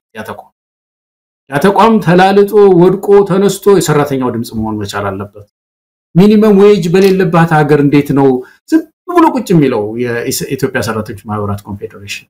ሚኒመም ዌጅ ያልታወጀባት ምድር ውስጥ በሲፒኤ ያሉ ሰው ሰራተኞች በዩኒየን ማይደራጁባት ሀገር እንዴት ቁጭ ይላል እና ለውጥ እዛም አካባቢ የሚያስፈልግ ይመስለኛል ነው ገለታው እንግዲህ የኢትዮጵያ ጤና ባለሙያዎች ንቅናቄ ቦርድ ያወጣው መግለጫ በተመለከተ ከነገ ጀምሮ ወደ ስራ ለመመለስ የተወሰነው ውሳኔ መቀልበሱንና ዳግም የስራ ማቆም አድማ እንዲቀጥል መደረጉን ነው የገለጹት ስለዚህ በተለያዩ የጤና ተቋማት የተጀመረው አመጽ ይቀጥላል እንደ ጥያቄያቸው ከሆነ ወደ አድማ ውስጥ ያልገቡ ሌሎች ባልደረቦቻቸውም ጥሪውን ተቀብለው እንዲገቡ ጭምር ጠይቀዋል እንግዲህ ቀሩ የሚባሉትም ሲኒየር ሐኪሞች ናቸው እነሱ ደግሞ በተወሰነ ደረጃ ክፍተቱን እንደፍናለን ብለው ምናልባትም በጥያቄውም ሳይምኑ ከቀሩ ማናቀም ግን ስራቸውን ቀጥለው ነበር አልቻሉም 2-3 ሳምንት ሞከሩት ያለ ኢንተርን ሐኪሞች ያለ ሬዚደንት ሐኪሞች ምንም አይነት የሕክምና ስራ ከዚህ በላይ መቀጠል እንደማይችሉ ስለተረዱ ጥያቄ አቅርበው እነሱም ወደ ስራ ማቆም አድማ ሊገቡ እንደሚችሉ ባለፈው ሲገለጽ ነበር እንግዲህ ይሄንን ውሳኔ ተከትለው ይቀላቀላሉ ተብሎ ይጠበቃል የጤና ሳይንስ ኮሌጅ ተማሪዎች ወደፊት ሐኪም የሚሆኑ ወደፊት በተለያዩ የጤና ዘርፎች ሙያዎች ውስጥ የሚሳተፉ ተማሪዎች የአድማ ዋና ባለቤት ሆነው ያደረጉት ይገኛሉ ጥሪው በየቦታው ደርሷል ከሚማሩበት ትምህርት ቤት ወይም ኮሌጆች እንዲወጡም እየተደረጉን ያንን ተቀብለው ሄደዋል ማለት ነው ስለዚህ እነዚህን ደሞ ሐኪሞች እነዚህን በአድማ ላይ ያሉትን የጤና ባለሙያዎች ደሞ ማገዝ ሌላው የኢትዮጵያ ሕዝብ ኃላፊነት ነው ለምሳሌ ካቀረቡት ነገር ውስጥ በችግር ውስጥ የነበሩ በዚህ በአድማ ምክንያት ሳንቲም ያው ደሞዝም ተቋርጧል አንዳንድ ነገር ስለሌለ ችግር ውስጥ የገቡ ባልደረቦቻችን አሉ እነሱም ትንሽ ትንፋሽ እንዲያገኙ በሚል ነው ወደ ስራ የምንመለሰው ብለው ነበር ስለዚህ አሁን በአድማ ላይ ካሉ እነዚህን የጤና ባለሙያዎች የምንድነው የገንዘብ ችግራቸውን ደግሞ ኢትዮጵያውያን ተባብረው መድፈን አለባቸው በተለይ ውጭ ያሉ ኢትዮጵያውያን ከዚህ አንፃር ለዚህ ለንቅናቄ ቦርዱ ገንዘብ የሚደርስበትና ያንን ገንዘብ ደግሞ ችግር ለጠናባቸው አንዳንድ ባልደረቦች በማከፋፈል በአድማቸው ጠንክረው እንዲቀጥሉ ማድረግ ኃላፊነት አለበትና በተለይ በውጭ የሚገኙ ኢትዮጵያውያን ከዚህ አንፃር መድረስ ይተበቅባቸዋል እጃቸው መዘርጋት ይተበቅባቸዋል አገዛዙ ምላሽ የለውም ሰሞኑን ከአዲስ አበባ ዩኒቨርሲቲ መምህራን ጋር የተሰበሰቡት የብልጽግና ሰዎች የተናገሩትን በድምጽ ተቀርቶ መጥቶልናል አይተናል አንድ ሰዓት የሚፈጅ ነው በተለይ ብልጽግናው የውጭ ጉዳይ ኃላፊ ፓርቲው ማለት ነው ዶክተር ቢቂላ ሁሪሶ የተናገረውን ሰምተናል ያቀረበላቸው የመፍትሄ ሐሳብ አስበው እንግዲህ ያቀረበላቸው የመፍትሄ ሐሳብ ዩኒቨርሲቲው ለምን እንደ ህብረት ሱቅ አቋቁሞ ለምን ለዩኒቨርሲቲ መምህራን አይሸጥላቸውም ፓስታ መኮሮኒ እንደ ህብረት ሱቅ የደርግ ጊዜ ነበረውን ታስታውሳለህ በቀበሌ ጊዜ እንደዛ በቀላል በርካሽ ዋጋ አምጥታችሁ ለምን ለዩኒቨርሲቲ ማህበረሰብ ክፍል ኑሮ ውድነቱን ለመቅረፍ ለምን አትሸጡላችሁም እንዲህ አይነት ነገርም እያሰባችሁ እና እንዲህ አይነት የመፍትሄ ሐሳብ ነው እያቀረቡ ያሉት ሁሉም ዩኒቨርሲቲዎች ሁሉም ኑሮ የተወደደበት አካል በየራሱ በዛው በተቋም ውስጥ ህብረት ሱቅ እየከፈተ በርካሽ ዋጋ እቃዎችን እያመጣ ለዩኒቨርሲቲ ማህበረሰብ ይሽጥ ነው ከየት ነው በርካሽ የሚመጣው ህብረት ሱቅ ውስጥ ከየት ያምጣው ከየት ይግዛው አጠቃላይ ነው የኑሮ ውድነቱ በጣም ቀላል የሆኑ የኢኮኖሚ ቲዎሪዎችን እንኳን ፍልስፍናዎችን እንኳን ከግምት ያላስገባ ውሳኔና መፍትሄ ሐሳብ ነው ያቀርቡ ያሉትና ይሄ መደናበር ይሄ የውርድንብር አካይዳቸው የበለጠ ኢትዮጵያውያንን ዋጋ ያስከፈለ ስለሆነ ሁላችንም ተባብረን ይሄን ስርዓት በቃ ማለት የሚገባ ይመስለኛል ገለታው በዚሁ ስለ አብይ ሰሞኑ ቃለ መጠይቅ ለመግባት ያለው መንደርደር ያረኩት አዎ ይሄ የምግብ አቅርቦት ነገር እኛም እኮ ስንል የነበረው ምንድነው ለምሳሌ ምግብ የደሞዝ ጭማሪ በዚህ ሰዓት አሁን ችግር ላይ ፈታ ይችላል ጭማሪ ብቻው አይፈታም የምግብ ሰብሲዳይዝ መደረግ መቻል አለበት ለተወሰነ ጊዜ ድጎማ ያስፈልገዋል መንግስት መደጎም መቻል አለበት እና ድጎማ አድርጎ በተለይ ለአስተማሪው ለሐኪሙ ለተለያየ ሰራተኛው በተለይ በጣም ከፍባር ችግር ውስጥ የወደቀው ሰራተኛው ስለሆነ ለሰራተኛው እንደዚህ አይነት ሁኔታ መቻቸት ያለበት ነው ይሄንን አድርጓል ወይ መንግስት ነው አሁን ትልቁ ነገር ሰብሲዳይዝ አድርጎታል ወይ ይሄንን ለማድረግ ይችላል ወይ የሚለው ነገር ነው መነሳት ያለበት ይመስለኝ መሳይ ከዛ ባሻገር ግን የዚህ ሰውየው ንግግር የአብይ አህመድ ንግግር እኔም በቸም የኢትዮጵያውያን እዳ ነው የወደቀበት አሁን በጣም ምን ያህል ሰው እንደሚጠላያዩት በዚህ ነገር ነው በዚህ ንግግሩ ነውና የሚያመው ሰው ሁሉ አለ መሳይ በጣም ያስገርማል ፌስቡክ ላይ ምናምን ሳይ የተለያዩ በሽታዎች የሚነሱባቸው ሰዎች አሉ ጨጓራ በሽታ የሚነሳባቸው ሰዎች አንዱ አንተ እንትን ላይ አንተ የሰጠው አስተያየት ላይ ይሁን ነው ያየሁት ምን ይላል ስልኬን ጣልኩት ኦ ኖ እንትን ነው እንጂ በቀደም አላቀረብከው እኔ እናንተ ስንወያይ የአብይ አህመድ የተናገራት እሷን ሳይ ስልኬን ወርውሬ ሰበርኩት አሁን የዛ ቪዲዮ ላይ ነው ከስር ያየሁት አስተያየት ሰጥቶ ወርውሬ ሰውየው ሲናገር ሰበርኩት አለና እንደዚህ በዚህ ደረጃ ሰውን እየጎዳ ነው ያለውና እኔ በጣም ያስገርመኛል ከሁሉም በላይ ግን አሁን ስለ ብልጽግና የሚናገረው ስለ ፓርቲ የሚናገረው ነገር ውሸት ነው ስለ እድገት የሚናገረው ቅድም ያልኩህ ነው እንደዚህ በተቻለ መጠን ሊያመናፍሰው ይሞክራል ልቦና ሊያየው የሚገባ ነገር አድርጎ ያሳያል እድገት ያፈጠጠ ነገር ነው በቃ ያደገ ነገር አትክልት ተተክሎ አድጓል አላደገም ብሎ ክርክር የለም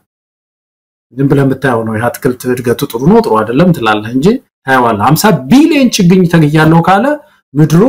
እንለካዋለን አይደለም የስንት ሜትሩ አንድ ችግኝ ቢተከል ኢትዮጵያ ይሄን ያህል መሬት ነው ያላት ብለን እናየዋለን ስንሄድ ዛፍ በዛፍ ናት ምድሪቱ ማለት ነው ያ ከሌለ ውሸት ነው ማለት ነው ስለዚህ በአጠቃላይ የሰውየው ንግግር መሳይ የደነገጠ ሰው እና ግራ የተጋባም ሰው ሃይ የሚለው ሰው የሌለ መሆኑን ነው የሚያሳየው ገለታው እንግዲህ በአራት ተከታታይ ክፍል የቀረበ ቃለ መጠይቅ ነው በጣም ሰፊ ነው ብዙ ነገሮችን ለመዳሰስ ሞክሯል የሰሞኑ መነጋገሪያም የሆነው ደግሞ አብይ አህመድ በውሸት በፊት ከነበረው ደረጃ በብዙ ጥፍ ጨምሮ የመጣበት ሙልጭ አድርጎ ምንም ማታመጡም አይነት ይሉኝታውን በሙሉ ታጥቦ ፈጽሞ ከመሬት ጋር የማይገናኝ ምን ታመጣላችሁ በቃ አድጋችኋል በልጽጋችኋል ይሄንን አምናችሁ ካልተቀበላችሁ ሀገር መከራ ውስጥ ትገባለች የሚል እንዲህ አይነት ንግግር ካንደበቱ ሲወጣ እንደመስማት ያለ ለኢትዮጵያ ሕዝብ ትልቅ ስብራት የለም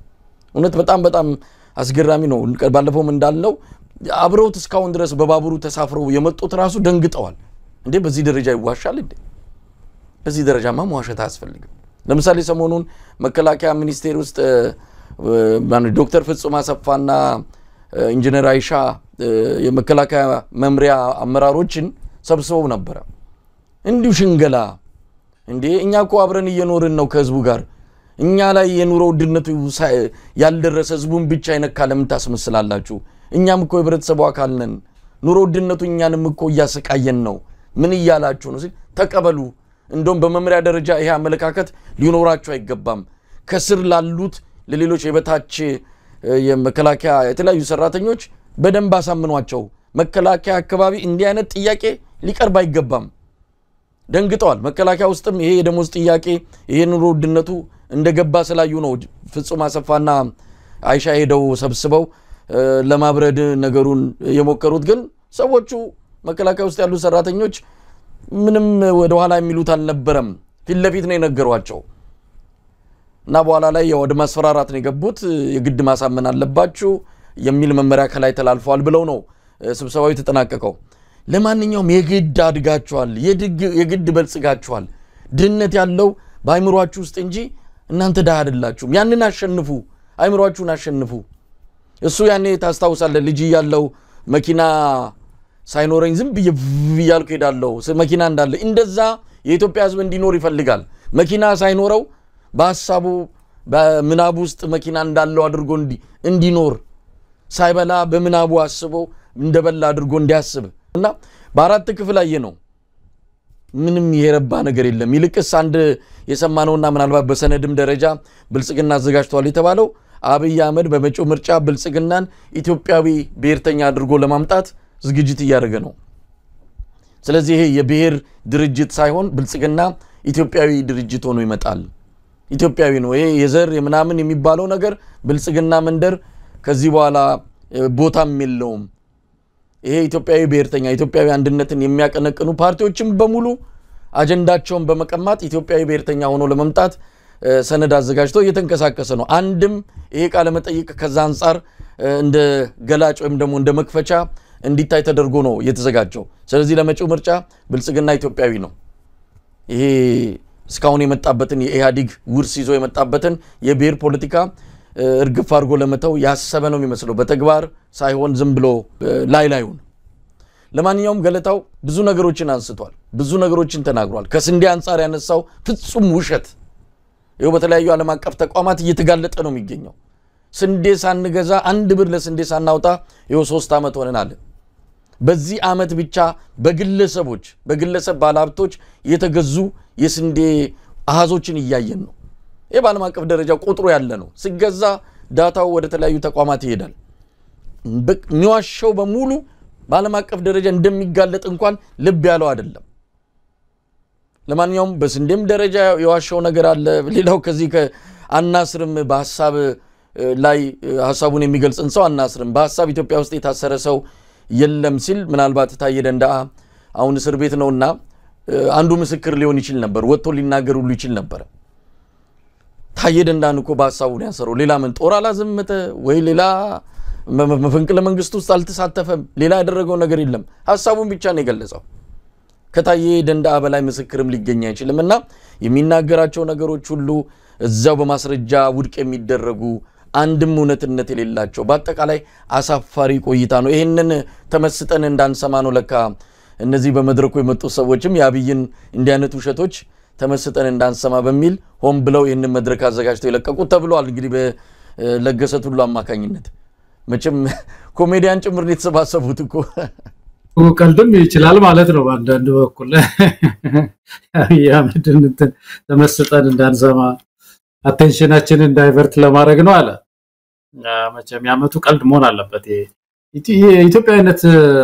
የኢትዮጵያዊ ፓርቲ ነኝ ይላል ብልጽግና እኮ በዜግነት ላይ የተደራጀው ነኝ ይላል ትልቁ ችግር ምንድነው የብልጽግና ችግር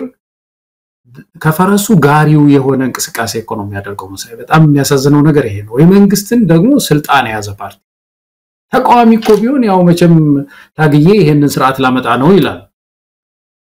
ይሄ ፓርቲ ተዋሃድኩኝ ውህድ ፓርቲ በማያስተናግድ የመንግስት ውቅር ላይ ይዋሃድና ናዝሬት ተዋህዶ ከዛ በኋላ ወደ የቤታቸው ሲሄዱ ምንድነው ይሄ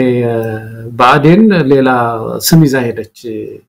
የአማራ ብልጽግና የሚል የጋራ ብልጽግና ምትል የጋራ ይዘው የትግሬ ብልጽግና አማራ ብልጽግና ኦሮሞ ብልጽግና ሄደው የምናም ብልጽግና ብለው ቁጫው ወደዛ ሮጡ እና ትልቁ ነገር ምንድነው የብሔር ፖለቲካ ዝም ብሎ አንድ ፓርቲ አይደለም ኢትዮጵያ ውስጥ የሚያፈርሰው ብልጽግና ፈርሶ እንደው በቃ እኔ ብሔራዊ ፓርቲ ቁጭ ብሎ ሊዝናና አይችልም በአገር ደረጃ ነው የሚፈርሰው እሱ በአገር ደረጃ ለመፍረስ ደግሞ ከመንግስት ማሻሻያ ያስፈልጋል ህገ መንግስት ሲሻሻል ቅርጸ መንግስት ሲሻሻል የወጣልኝ የኢትዮጵያዊ ፓርቲ ሆኛለሁ ይባላል ያን ጊዜ ስለዚህ ከዛው በመለስ ያለው ነገር ጩኸት መቀማት ነው አሁን ያልከው መሳይ ይሄ የአንድነቱን ኃይል ጩኸት እየቀሙ በተወሰነ ደረጃ ከአንድነቱ ድምጽ ለማግኘት የሚደረግ ጥረት ማታለያ ነው እንዲህ አይነት ፓርቲ ሀገሪቱን አያሻግርም ነው ዝግና እንደዚህ ያምታታ ያለ ፓርቲ ነውና እሱ ነው ከዛ ባሻገር ግን የስንዴው ነገር መቼም ብለነዋል አንድ ሀገር እስቲ በመድር ላይ መሳይ ማዳበሪያ ባልገባበት ዘመን አስተውስ እንደሆነ ያ ዘመን በተለይ ማዳበሪያ ስንጮ ነበር አልገባም ፔስቲሳይድ የሚባል ነገር አለ ደግሞ ይሄ ጸረ ተባይ እሱ ባልገባበት ዘመን ጦርነት ላይ ከመቆየቱ የተነሳ ጀርመን ድምጽም ብዙ ጊዜ ዘግቧል ብዙ መሬት አማራ ክልል እና ኦሮሚያ ክልል ከልማት ውጭ ሆኗል አልተዘራም ቅብቅቡ አልተዘራም እንላለን እኛ ሀገር ብሎ ሪፖርት በተደረገበት ዘመን የዝናብ መቆራረጥ በጣም በታየበት ጊዜ እንዴት ነው ትርፍ አምርተን ስንዴ ሻጭ ምን ሆነው ነው ያው አሁን ደግሞ ሲናገር ከግብጽን ሁሉ በልጠናል ነው የሚለው ማለት ብዙ ሀገር በልጠናል ነው የሚለው አፍሪካ ሁሉ በቃ ኢትዮጵያን የሚያክል የለም ነው የሚለው እና ይሄ እንደዚህ አይነት ውሸት ችግኙም እንደዚህ ነው እንደምናቀው መሳይ ባለፈው ካልኩሌት አደረጉት የችግኝ ባለሙያዎች እንደውም የተፈጥሮ ሳይንስ ያጠኑ ሰዎችን ሁሉ አነጋግር ያለው ነው በዛን ጊዜ እና እንትኑ ዴፊኒሽኑን ሁሉ አስቀይሮታል አሉ የዚህ የደን የሚለው ዴፊኒሽን ደን የሚባል ነገር ብያን ያለው እንግዲህ በዚህ ያህል ሜትር ከፍታ ያላቸው ዛፎች በዚህ ርቀት ያለው የተተከለ ዛፍ ደን ይባላል ብለው በይነዋል እነሱ ያን አስቀይሮ ቁጥቋጦን ሁሉ ደን እንዲባል ይሄ ዝም ብሎ አነስተኛ እንትኖች ሁሉ በየቦታው የሚፈጥሩ የተፈጥሮ ዛፎች በሙሉ ደን እንዲባሉ ብሎ አስቆጥሯቸው አንዱ እዛ የነበረ ኤክስፐርት ነው በቴሌቪዥን ታይቷል ባለፈው እዚህ ሚዲያ ላይ ቀርቦ እንደዚህ አይነት ስራ እየሰራ ነው ምድሪቱን ያጭበረበረ ያለውና ስንዴ ቢኖር እኮ መሳይ ቅድም ያልነው ነው የኢትዮጵያን ህዝብ እባክህ ልቦና ይከፈት አይኖች ይብሩ ስንዴውን ይየው የት ነው ስንዴውን ምናየው ዳቦ ሆኖ እኮ አይደለም ምናየው ዳቦ ቤት ረከስ ሲል ስንዴ ጥንቡን ሲጥል ጥንቡን ጣለ በገበያ ቋንቋ ጥሩ በቃ እንደልብ ተገኝቷል ማለት ነው በቃ ምርት በምርት ሆነናል ማለት ነው ያመታየት አለበት የለም አንዳንድ ዳቦ ቤቶች ተዘግተው እንደነበር እናስታውሳለን እና ይሄ ሁሉ ውሸት እኛ በታሪካችን አልገጠመንም መሳይ አፄ ኃይለ ሥላሴ በእውነት አያቁም ነበር ውሸት ደርግ እናቀው የሚታወቅ ነው ያለችውን ነገር ይናገር የነበረ ነው ኢህአዴግ ውሸት ይዋሽ ነበር ግን ልክ ነበር አሁን ስናየው ከዚህ ጋር ስናወዳድረው ማለት ነው ልክ ነበር ብዙ ይተች ነበር ኢህአዴግ በቁጥር እንትን በማለት ስታቲስቲክስ በማጭበርበር ይሄ ከዚህ ጋር የሚወዳደር ነው ወደፊት የሚገጠመን አይመስለኝም እኔ ገለታው እንግዲህ አብይ አህመድ ቃለ መጠይቅን ብዙ ነገር ስላልነበት እንደው ተመልሰን እንመጣበታለን ብዬም አልጠበቅኩም ነበረ ግን ምን አተረፈ ይሄንን በተመለከተ የዘውትር ተሳታፊያችን አዲስ አበባ አካባቢ የህዝቡን የልብ ትርታ ህዝቡ ምን አለ እንደው የሚል እንደው ኢመደበኛ የሆነ ጥናት አድርጎ ነበር በመጠየቅ የሆኑ ሰዎችን በማነጋገርና ምንም በጣም በታማኝነትና በሐቀኝነት የነገረን ነገር ነው ቢያንስ ከ80 በመቶ ማል የሚሆኑት ያናገርኳቸው ቃል መጠይቁን አልሰሙት ስለመኖሩ ማያውቁ ሰማን የሚሉትም ቁርጥራጦቹ መስማታቸው እንጂ ቁጭ ብሎ አልሰሙ አብዛኛው ሰው ዘግቶታል እንግዲህ አብይ በኢትዮጵያ ቴሌቪዥን ከዘጉብኝ በፋና ከዘጉ በመናምን በዚህ ሲዘጉ በዛ ያንንም ደግሞ ሁሉንም ቴሌቪዥን ኬብሉንም ሳተላይቱንም ሰው ጥርቅም አድርጎ ቢሰባ ደግሞ በፌስቡኩ በዩቲዩቡ ያልመጣበት መንገድ የለም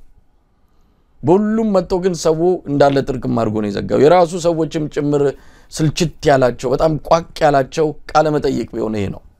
ውሸት ብቻ የተከመረበትና ምንም ትርፍ የለውም ብልጽግናውን ቁጭ ብሎ መገምገም አለበት ይሄ ሰውዬ ብልጽግናን እየሸጠ ሳይሆን ብልጽግናን የበለጠ ያዋረደ ከኢትዮጵያ ህዝብ ያራራቀ ሆድና ጀርባ ያደረገ በመጨረሻም የህዝብ ማዕበል ጠራርጎ ሊወስድ በሚችልበት ዋዜማ ላይ እንገኛለን በመሃል ከነሱ መሃል የሆነ ልብ ያላቸው የመጣው አደጋ የታያቸው ካሉ የሰውዬ ግድ የለም በጊዜ መሰናበት አለበት ኢትዮጵያ ውስጥ አደጋ ሳይከሰት ኢትዮጵያ ውስጥ የመንግስት ለውጥ ደም በደም እንዳይሆን ይሄን ሰውዬ እነሱ መጀመሪያ እዛ ውስጥ በደንብ አድርገው ምንድነው የመተማመኛ ድምጽ ነፍገውት በርግጥ እሱ አምባገነን ነው ይሄንን ለማድረግ የሚያስችል ቀዳዳ እንዳለ አናቅም ግን ያንንም ቢሆን አድርገው መስዋዕትነት ከፍለው ይሄን ሰውዬ ከጫውታ ውጪ ካላደረጉት በስተቀር እነሱም አንድ ላይ ተጠራርገው ነገ ከነጎዳ ለፍርድም ለታሪክ ተወቃሽም የሚበቁበት ሁኔታ ነው ያለው ስለዚህ ከዚህ ውጪ ምንም ማለት የሚቻል አይደለም ይሄ ቃለ መጠይቅ የብልጽግና ኪሳራ በአጠቃላይ ብልጽግና ያተረፈበት ሳይሆን የተዋረደበት ቃለ መጠይቅ ነው ብሎ ዶባጭሩ መዝጋት የሚቻል ይመስለኛል ብዙ ሰው አሁን ይሄ ትንሽ የተማረው ሰው ሰብስታንስ አጣበታለሁ ነው የሚለው ያብይን ቃለ መጠይቅ እንትን ያዳምጥና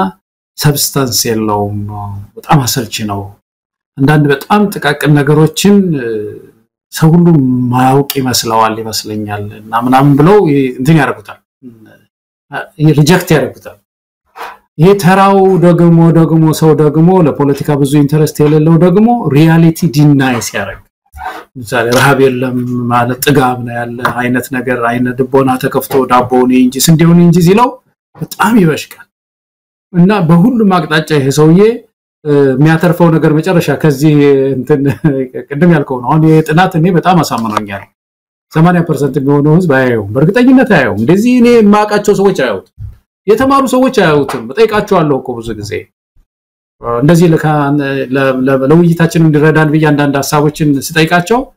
ያላዳምጥም እኮ ነው እሱን ምናምን ይሉኛል አዳምጥም መሳይ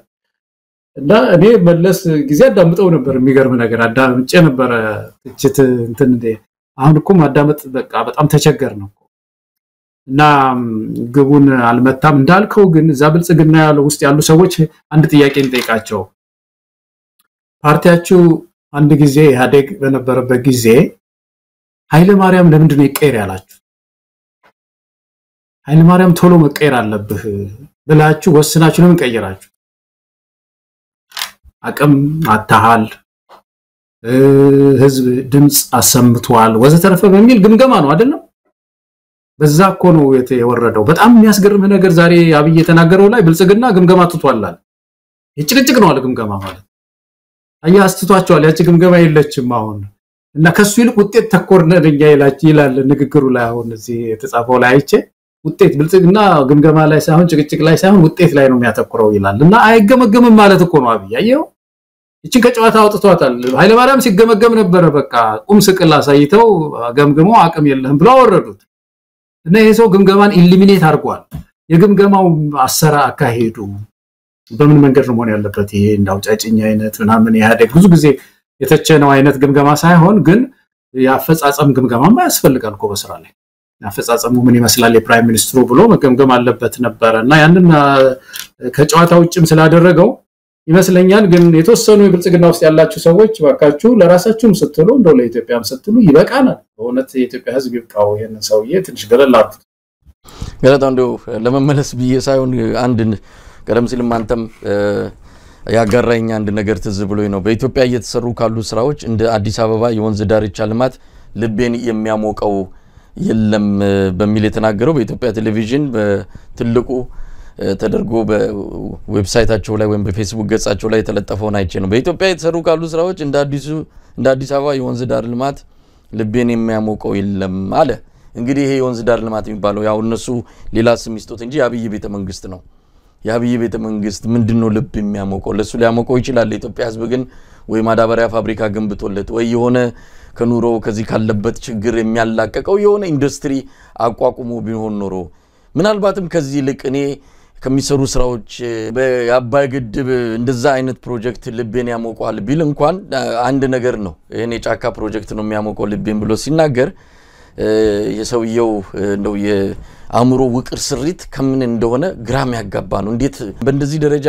የሚያስቡ ሰዎች ካሉ የተለዩ ናቸው በእውነት አፈጣጠራቸው የተለየ ነው ለማንኛውም እንደዛ ያለበት ደሞ እርስ በርሱ የሚምታታም ነገር አለው እኮ የደሞዝ ጥያቄ ቅድም ስትል ትዝ ብሎ የነበረ የደሞዝ ጥያቄ እኔም አለኝ አለ ሁሉም አለው አለ ታዲያ ይሄ ሁሉም የደሞዝ ጥያቄ ካለው ኢትዮጵያ እንዴት ነው ተስፈንጥራለች የሚለው እንዴ የተስፈነጠረች ሀገር ሚራክል የሚባል እድገት ያገኘች ሀገር እንዴት ጠቅላይ ሚኒስትሩ ሳይቀር የደሞዝ ጥያቄ ያነሳል የት ነው ታዲያ ያ ሚራክል የተባለው እድገት ማን ነው እየተቋደሰው ያለው ማን ነው የደረሰው እኔም ፈገግ አሰኝተኛለች የወንዝ ልማቷ ልብ ታሞቃለች የሚለው ነገር እኔ እሱ ከሱ በላይ ደግሞ ቴሌቪዥን ጋዜጠኞቹ የጠቅላይ ሚኒስትሩ ልብ ሞቋል የሚለው ንዑስ ርዕስ ወይም ደግሞ ዋና ርዕስ ሆኖ መመረጡ በጋዜጠኞቹ ራሱ የሚያስገርም ነው የተሳከረ ነገር ነው ሀገራችን ያለው በነገራችን ላይ ገለታው አድርጉም ብሏቸው ሊሆን ይችላል አንዳንድ የምንሰማቸው ነገሮች አሉ አብይ አህመድ አንዳንድ ቁጭ ብሎ ዜና ይጽፋል ዜና ጽፎ ጓደኞቹ ናቸው ባልንጀሮቹ ናቸው የቴሌቪዥኑም የምኑም ስራ አስኪያጆች አብረው አንድ የሆነ ጊዜ በስራ አጋጣሚ አብረው የነበሩ ባልንጀሮቹን ነው የሚመድበው እና እንደዚህ አድርጋችሁ ርዕስ አውጡ እንዲያድርጋችሁ ይሄን ርዕስ ሁሉ ዜና ሁሉ ጽፎ የሚሰጥበት አጋጣሚ እንዳለ በቅርብ የሚያውቁ ሰዎችም ነግረውናል አንዳንዴ ለገሰት ሁሉ የሚያወጣው መጣጥፎች ራሱ አንዳንዴ አጀንዳ እየተሰጠው አንዳንዴ ሙሉ ጽሁፍ ራሱ አብይ እየጻፈ በለገሰ ስም የሚወጣበት ሁኔታ እንዳለ በቅርበት እዛው እነሱ ውስጥ ያለ ሰው ነግሮናል ስለዚህ ምናልባት እቺንም ዜና ጋዜጠኞቹ ላይ ሆኑ ይችላሉ አብይ አህመድ ራሱ ፎቶንም አዘጋጅቶ ርዕሱንም አዘጋጅቶ ይሄንን አውጡ ብሎም ሊሆን ይችላል በዛ ደረጃ ነው ሊያደርግ የሚችለው አሁን ሊሆን ይችላል እሱ ግን እንደው ምን ይጠቅመናል ማለት ነው የሱ ወንዙን አይቶ በዛ ላይ ልቡ ሞቀሽ እኛም ታዲያ ኢትዮጵያ ህዝብ ምንድነው ከዚህ ማራው ነገር ማለት ጠቅላይ ሚኒስትሩ ልባቸው ሞቀ ብለን እንድንደሰት ነው ምን ዜና ነው ማለት ነው ምን ትንታኔ ምን ስጋ ያለው ነገር ልናገኝ ነው አንበበን እዛ ውስጥ መልክቱ ምንድነው ነው በጣም የሚያስገርመኝ ነገር ብዙ እኮ ነው እንደዚህ አይነት ነገር በጣም ብዙ ከፍተኛ ደማቅ እንትን ተብሎ በጥቅስ ምልክት ውስጥ ተቀምጦ መቼም ይሄ አሁን ጥቅስ ምልክት ውስጥ የሚቀመጡ ነገሮች ኃይል ቃል ናቸው እንግዲህ ፓወርፉል የሆኑ ሜሴጆች ማለት ነው ኃይል ቃል ሌላም ቦታ ልታነሳው ትችላለህ መጽሐፍ ስትጽፍ የሆነ ነገር ስትጽፍ ኮት ታረጋለህ ጠቅላይ ሚኒስትሩ እንደዚህ ያሉ የኢትዮጵያው ጠቅላይ ሚኒስትር እንደዚህ ያሉ ምናም በአንድ ወቅት 1900 ምናምን ይባል የለም እንደዛ ማለት ነው ኃይል ቃል ነው እና ይሄ አሁን ኃይል ቃል ሆኖ ዜናችን እንትን መሪ መሆኑ ያስገርማል በጣም ያ ነው ከዛ ባሻገር ግን እነዚህ የሚሰራቸው እነዚህ ጌጣጌጦች እንትኖች መሳይ ትልቁ ነገር በተለይ ብልጽግና ውስጥ ያሉ ሰዎች አሁን ይሄ የወንዝ ጉዳይ ያው በፕሮጀክት ደረጃ ራሱ ይዞ ነው የሚሰራው እነዚህ ሌማት ምንድነው ሞሰብ ምናምን የሚባሉ ነገሮች ኮሪደር ልማት ምናምን የሚባሉትን ሁሉ ሰብስቦ አንጥቶ በሚኒስትር መስሪያ በጠቅላይ ሚኒስትሩ ስር ናቸው አረ ከተቋማት ለምንድነው የምትወስዳቸው ሌሎች ተቋሞች አሉ ዶሮ እርባታ ግብርና ይባላል ስትል ለጠቅላይ ሚኒስትሩ ስር እንዲሆኑ ነው ይላል መሰለኝ ግብርና ሚኒስቴር በጠቅላይ ሚኒስትሩ ስር አይደለም ወይ ነቸራቀው የከተማ ልማት ሚኒስቴር በጠቅላይ ሚኒስትሩ ስር አይደለም ወይ የታዘዘው አይደለም ወይ ያለው ከግሩ ስር ከደጃፉ መች ጠፋ እዛው ተቋም ውስጥ ተጠናከሩ ራይም ካለው እነዚህ ይሄ ዘርፍ እንደዚህ ያደርግ ባጀትም ከሆነ መስጠት ነው እንጂ ነጥቆ አንጥቶ በኔ ስር ለየብቻቸው የሚለው አሰራር ራሱ አገር ያፈረሰ አካሄድ ነው ኦዲት የማይደረግ ነው እና እንግዲህ ይሄ ብዙ ብር ፈሶ መቼም ሊያመር ይችላል እኮ ይሄ መዝናኛ ቦታ መሳይ ዶክተሩን ደሞዝ ነጥቆ ያስተማሪውን ደሞዝ ነጥቆ እነዚህ ወገኖቻችን የተራቡ ወገኖቻችን እንጀራ ሲሉ እነሱን ሁሉ ነጥቆ ዝም ብሎ በየወንዙ ዳር እንደዚህ አድርጎ ልብ ሞቀ ይላል ደሞ በኋላ ተዝናናው ይላል ጥሩ አየር አገኘው ይላል ፑሻፕ ይሰራል ተራራ እንትን ላይ እየወጣ ይሄ በጣም ልናምነው ማንችለው ነገር ነው መሳይ ኖ ኢትዮጵያውያን መተባበር አለብን የሆነ ታኮ ማድረግ አለብን በቃ ማለት ያለብን ይመስለኛል ይሄ ቀደም ሲል ያነሳው የሁሉንም ስራ ጠቅልሎ ወደ ጠቅላይ ሚኒስትር ጽፈት ቤት የወሰደበትና በእያንዳንዱ ስራ ውስጥ ስሙ እንዲጠቀስ ስሙ እንዲነሳ አሻራው እንዲያርፍ የሚፈልግበት ያው የራስ ወዳድነቱ መረን ይለቀቀ የራስ ወዳድነት ስሜቱ ነው ሰሞኑንም የኢትዮጵያ ጤና ባለሙያዎች ካነሷቸው ተቋሞች ጋር በተያያዘ ስለ አብይ አህመድ የጤንነት ሁኔታ የሚመለከታቸው ሐኪሞች አንዳንድ ጽሁፎችን አውጥተዋል ሰውየው ማን ነው የሚለውና ያው የዚህ ይሄ የሚባለው የስነ አእምሮ ችግር ተጠቂ እንደሆነ ለዚህም ብዙ ማሳያዎችን ካደረጋቸው ውስጥ ጠቅሰው አስቀምጧል ራስ ወዳድነት ይሄ መረን የለቀቀ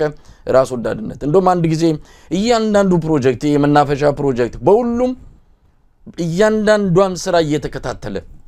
እሱ እኮ ሀገር መምራት ነው ያለበት ብዙ ጣጣ ብዙ ጉዳዮች ያለባት ሀገር ሆና እሱ ግን እያንዳንዱን ፕሮጀክት የየለት ስራ በቦታው እየሄደ እነሱ ይሄንን የሚገልጹታል ጠቅላይ ሚኒስትሩ ታታሪ ነው ከጀመረ ይጨርሳል የሚል እንዲ ማንቆለጳጳሻ እንትን ይሰጡታል እሱ በየፕሮጀክቱ እየሄደ ሚስማር ሳይቀር ሚቀባ ቀለም ሳይቀር እየተቆጣጠረ የሀገሪቱን ጠቅላይ ሚኒስትርነት ወንበር ይዞ እንደው የሚበቃ ጊዜ የለው የሚባለው ግን እዛ ሚስማር አይነትና ቀለም መጠን ሲቆጥር የሚውል ሰው ነው እንደውም የፕሮጀክት ጽፈት ቤት በጠቅላይ ሚኒስትሩ ተቋቁሞ በቅርበት ይከታተለው የሚል ሐሳብ ወቅቱ ሁሉ ሰጠን ነበር እዛም ይያለን ኢሳትን በነበረን ጊዜ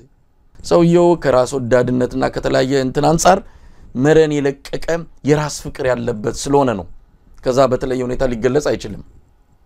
ሞኮ መሳይ የሚገርም የሚወስዳቸው ወደ ጠቅላይ ሚኒስትሩ ጽፈት ቤት የሚወስዳቸው ቀላሎቹን እኮ ነው ከበድ ያለው እንትን እዛው ነው ይጥለዋል እዛው ለምሳሌ ዶሮ አሁን የዶሮና እንቁላል እንትን በጣም ቀላል ነገር እኮ ነው ፋይናንስ ካገኘ ኢንኩቤተር ገዝቶ ብዙ እንቁላል ማስወለድ በጣም ቀላል ነው በዚህ ዘመን ትንሽ ብር ብቻ ነው ይፈለው ነገርና ዛው ሊሰራው ይችላል ነው ቻሌንጂንግ አይደለም ማለት ነው ሌሎች ገንዘብ ደግሞ በአጋበታ በመናምን አድርጎ የሆኑ ኮሪደር ማሰራት በጣም ቀላል ነገር ነው በየመስሪያ ቤቱ ከባባድ ኢሹስ አሉ የማዳበሪያ ጥያቄ ለምሳሌ በመድሪት ውስጥ የግብርና ጥያቄ እስቲ ይሄንን ኮሚቴ አዋቅሮ ተሟሙቶ አላደለ የማዳበሪያ ችግር በመድሪት ውስጥ የሚፈታበት የነዳጅ ጥያቄ ወዘተርፈ እነሱን የሆነ ኮሚሽን ነገር አዋቅሮ ይሄ ደግሞ ያም ደግሞ የሚዋቀረው እንትን አካል ደግሞ ፓርላማም መቼም ተወደረም ተጠላም ቀርቦ በህግ አግባብ ተቋቁሞ የፋይናንስ ፍሰቱ አሰራሩ ሁሉ በሀገሪቱ ህግ መሰረት የሚገዛ መሆን አለበት እንደው ዝም ብሎ በስሪ አንጥቼ ፋይናንስ ያረኩት የተንቀሳቀሰ ነው ማለትም አይቻልምና መሳይ ዋናው ነገር እንደው ይሄ ሰው ፓወር ላይ ስለሆነ የሀገሪቱንም ሀብት ያባከነ ስለሆነ ነው እንጂ እኮ